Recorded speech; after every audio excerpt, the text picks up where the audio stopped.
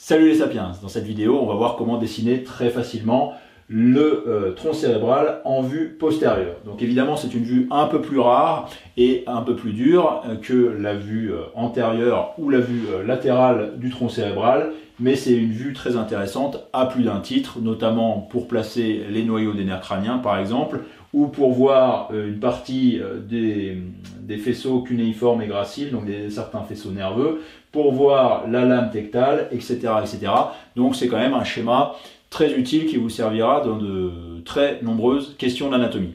Donc comme d'habitude, je mets à votre disposition dans un PDF gratuit les schémas de cette vidéo et des vidéos associées sur la morphologie externe du tronc cérébral. Si ça vous intéresse, cliquez sur le lien dans la description et donc abonnez-vous à la newsletter et vous obtiendrez les schémas des vidéos associées au tronc cérébral. Voilà, donc on n'a plus qu'à voir comment dessiner cette vue postérieure. Allez, c'est parti. Alors, pour représenter la vue postérieure du tronc cérébral, le mieux, c'est encore d'enlever le cervelet pour pouvoir apercevoir les pédoncules cérébelleux et également le plancher du quatrième ventricule qu'on appelle plus couramment la fosse rhomboïde. Donc on va voir ça, je vais vous montrer comment dessiner facilement cette vue postérieure du tronc cérébral avec le cervelet réséqué. Donc déjà tout d'abord, comme pour les schémas précédents, on va tracer le grand axe du tronc cérébral. Et ensuite, ce qu'on va faire, alors bon là je vais pas forcément me fier au niveau des autres schémas, on va représenter, alors faites des traits légers, là je viens de faire un trait un peu trop épais, des traits légers, vous faites un losange comme ceci, qui va correspondre à la fosse, qui porte bien son nom, la fosse rhomboïde, et donc au plancher du quatrième ventricule. Sur cette base-là, déjà, plusieurs choses à ajouter. Déjà, le sillon médian dorsal, qui se continue avec le sillon dorsal médian ici, au niveau justement de la moelle allongée, au niveau du bulbe. Ensuite, ce que je vous conseille de faire, c'est de, ce que j'ai oublié de faire en premier lieu, c'est de sectionner le sommet du triangle supérieur de ce losange. Et ici, du coup, on va être au niveau de ce qu'on appelle le voile médulaire supérieur. Et à partir de là, on va représenter les pédoncules cérébelleux, comme ceci. Voilà, donc vous faites des espèces de formations un peu semi-lunaires, ici comme ceci, en forme un peu d'oreille, à la manière un petit peu de l'articulation sacro-iliaque, hein, c'est une forme un peu auriculaire, comme ceci, et qui correspond donc à la coupe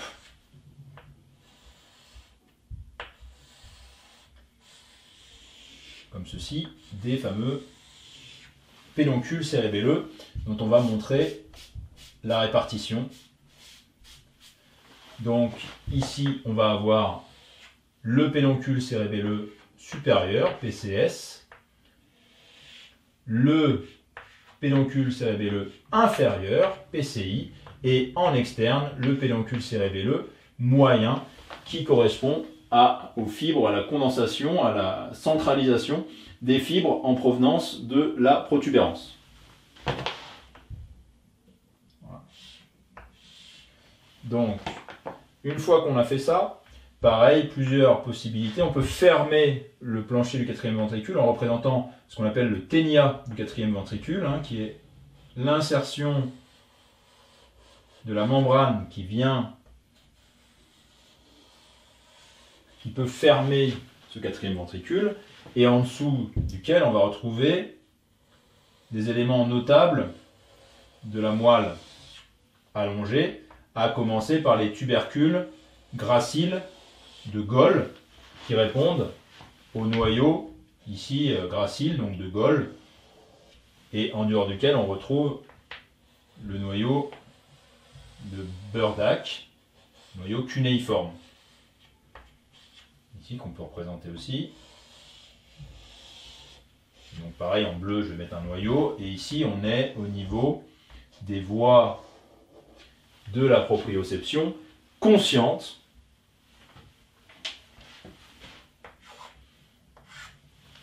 Voilà. Et du tact épicritique aussi accessoirement. On a ensuite, donc qui constitue le lemnisque médian, la voie lemniscale médiane. Et ensuite, en dehors, de part et d'autre, on peut représenter ici un relief ici qui correspond au tubercule trigéminal du tractus donc trigéminal. Donc on peut représenter ici partie, puisque j'avais fait les noyaux. Donc ici évidemment ce sont des noyaux sensitifs. Une fois qu'on a représenté donc les faisceaux de Goll ici et les faisceaux de Burdach, donc faisceau gracile, faisceau de Goll, donc là on a terminé avec la moelle allongée. Ensuite on peut passer à la partie supérieure ou s'occuper de la fosse rhomboïde. Bon, on va commencer par s'occuper de la fosse rhomboïde ici. Donc la fosse rhomboïde, on l'a dit, c'est un losange avec du coup un triangle supérieur et un triangle inférieur. Et ce qui divise ce triangle supérieur et ce triangle inférieur, c'est justement un relief superficiel au niveau du plancher du quatrième ventricule. C'est ce qu'on appelle les stries médulaires. Et ce sont des stries qui vont participer à la constitution du nerf cochléaire, comme ceci, et qui sont vraiment très superficielles au niveau de ce plancher du quatrième ventricule. On en dénombre en général de 4 à 6. Voilà, ici on en fait 5. Et elles marquent vraiment une coupure entre donc ce que je vous disais, le triangle supérieur et le triangle inférieur. Et ensuite on a 2-3 petites choses intéressantes à rajouter. Alors, il y a plein de petits détails anatomiques à cet endroit-là qui ne sont pas forcément essentiels, donc je ne les évoque pas pour l'instant. Déjà, assurez-vous d'avoir la structure globale avant de vous soucier des tout petits détails de l'appellation de certaines structures. Bon, ici par exemple on a l'obex ici, et ce qui est le plus intéressant ici, c'est d'évoquer ces espèces de petites, ce qu'on appelle des trigones. Donc c'est le trigone ici hypoglossal, donc en rapport avec le nerf hypoglosse, avec le noyau de l'hypoglosse. Et ici on a les trigones vagaux, donc trigone vagal droit et gauche, qui effectivement, enfin trigones vagaux droit et gauche, qui répondent pareil à des noyaux du 10e nerf crânien. Et au-dessus, on va avoir ici le collicule facial, qui en fait est un renflement situé au niveau de ce qu'on appelle l'éminence médiale. Et évidemment, là, donc là c'est un petit peu petit, mais on va avoir ici, que j'avais déjà représenté, l'aire vestibulaire, ici, de part et d'autre. Et ici, on va avoir une petite structure bleutée qui répond au locus ceruleus.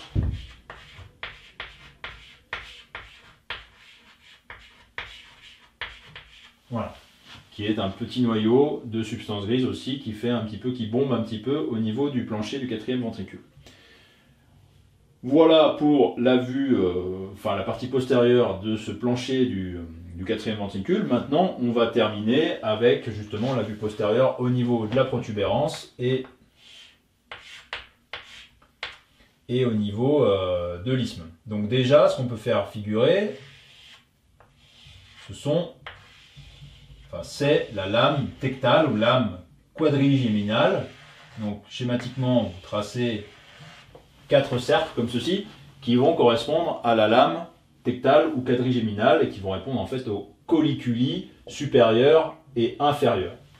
Et au-dessus, on retrouve, vous le savez, la glande pinéale, comme ceci, qui se poursuit ensuite ici par des structures, donc là on est déjà dans le diencéphale, donc des structures diencéphaliques, mais ensuite on est au niveau de l'abénula, avec le ganglion de l'abénula, etc. Mais ici c'est une autre histoire, on ne va pas en parler ici, on ne va pas trop le représenter. Par contre, ce qu'on représente, ce qui est intéressant, c'est de représenter le noyau le plus postérieur du thalamus, c'est le pulvinar. Comme ceci, comme ça, ça nous donnera la limite supérieure de notre schéma. Donc ici, on représente les pulvinars. Et ça va nous permettre de placer plus facilement le corps géniculé latéral, en dedans et en dessous duquel on va retrouver le corps géniculé médial. Voilà, comme ceci. Et vous le savez, évidemment, le corps géniculé latéral est le point de départ, ou point d'arrivée, en fonction d'un point de vue fonctionnel, c'est le point d'arrivée évidemment, du tractus optique, puisque le nerf optique est un nerf sensoriel. Voilà. On représente ici, pareillement, comme ceci, le tractus optique en jaune. Et en dessous, on va retrouver donc, les les corps géniculés médiaux. Donc, corps géniculé latéral, corps géniculé médial. Et ensuite, on a les colliculi supérieurs et inférieurs. Et ensuite, il nous reste à placer les pédoncules cérébelleux, comme ceci. Voilà, on trace le sens, l'orientation des fibres. Donc corps géniculé, pédoncule cérébelleux supérieur. Le PCI, évidemment, il provient des faisceaux cunéiformes et graciles qui ont décussé. Donc là, pareil, je vous montrer une décussation sur la vue antérieure, la décussation du faisceau corticospinal, du faisceau pyramidal ici.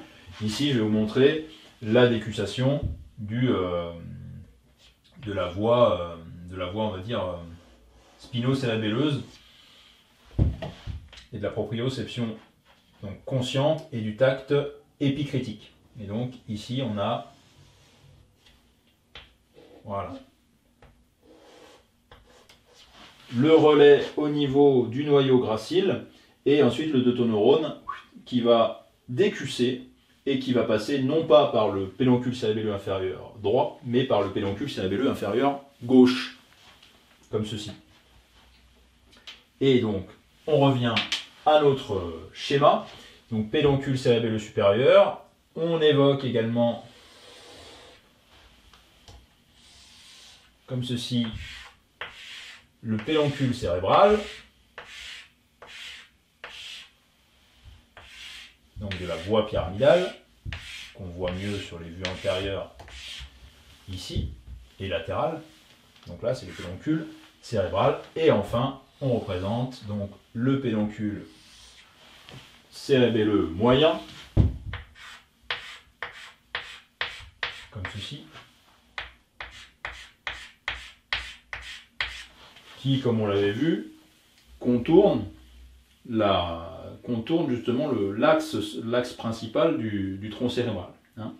Et donc, en fait, on a comme ça cette espèce de renflement de la protubérance qu'on retrouve ici sur la vue postérieure. Donc maintenant qu'on a placé ces différents éléments, on peut rajouter à nouveau les nerfs crâniens, leur émergence de ce qu'on voit. Donc on l'a dit tout à l'heure, le seul nerf crânien qui naît à la face postérieure du tronc cérébral, c'est le nerf trochléaire, le 4.